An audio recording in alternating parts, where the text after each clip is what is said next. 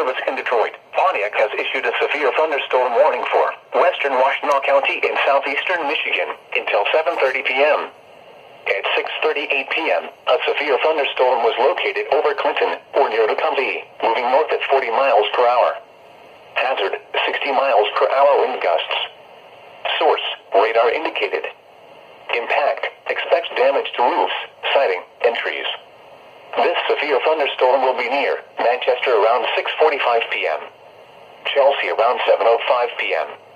Other locations impacted by the severe thunderstorm include Hudson Mills, Bridgewater, Pleasant Lake, Lyndon Township, and Hudson Mills Metro Park. Repeating, a severe thunderstorm warning has been issued until 7:30 p.m. for the following county: Washtenaw, Michigan.